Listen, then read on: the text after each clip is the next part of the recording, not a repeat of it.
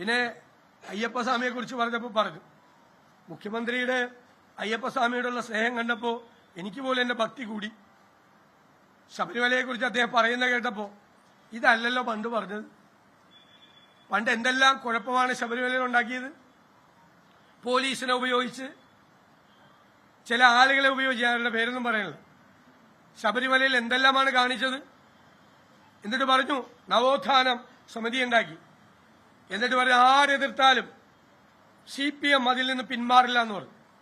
2019 തോറ്റ് തൊപ്പിയിട്ടപ്പോ അവിടുത്തെ വീടുകളിൽ കയറി മാപ്പ് പറഞ്ഞു. ഇല്ലേ, വീടുകളിൽ കയറി മാപ്പ് പറഞ്ഞു. നിങ്ങൾക്ക് ഓർമ്മയുണ്ടല്ലോ.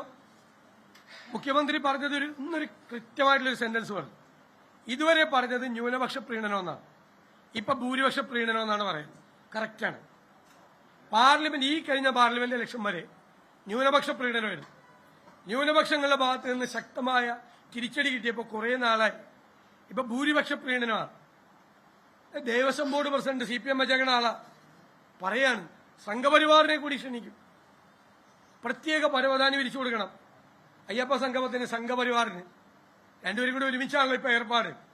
അപ്പൊ സംഘപരിവാറിനെ താലോലിക്കാനും ഭൂരിപക്ഷ വർഗീയതയെ വളർത്തിയെടുക്കാനും വേണ്ടി അയ്യപ്പന്റെ പേരിൽ നടത്തുന്ന പരിപാടിയാണ്. പിന്നൊരു ഗവൺമെന്റ് ഓർഡർ ഇറങ്ങിയപ്പോൾ ഞാനും അതിന്റെ ഉപരക്ഷാധികാരിയാന്ന് പറഞ്ഞ് കണ്ട് ലിസ്റ്റ്. എന്റെ അനുവാദമില്ല, ഞാനില്ല, ഞങ്ങളില്ല അതിന്റെ അകത്ത്.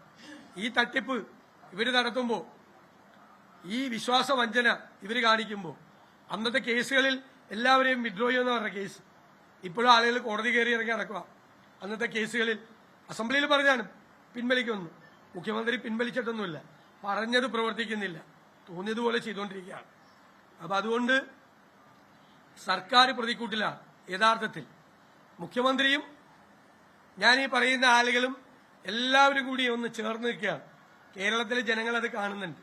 എന്നിട്ട് നിങ്ങൾ എന്ത് ചെയ്തു എന്ന ചോദ്യം ഉയരുമ്പോഴാണ് കോൺഗ്രസ് ചെയ്തത് എന്താണ് എന്ന് ഞങ്ങൾ ജനങ്ങളെ ബോധ്യപ്പെടുത്തി കൊടുത്തത്. കോൺഗ്രസ് ചെയ്തത് എന്താണ്, എന്തെല്ലാം ഒഴിവുകഴിവുകൾ പറയാമായിരുന്നു, എന്തെല്ലാം, ഇതെല്ലാം ചൂണ്ടിക്കാട്ടി ഇവരെ ഒന്നും ഒരു ചുക്കും CPM ചെയ്തില്ലല്ലോ, പിന്നെ ഞങ്ങൾ എന്തിനാ ചെയ്യുന്നത് എന്ന് ഞങ്ങൾക്ക് ചോദിക്കാമായിരുന്നു. ചോദിച്ചോ? നിങ്ങൾ നടപടിയെടുത്തു. ഇതാണ് ഞങ്ങൾക്ക് പറയാനുള്ളത്.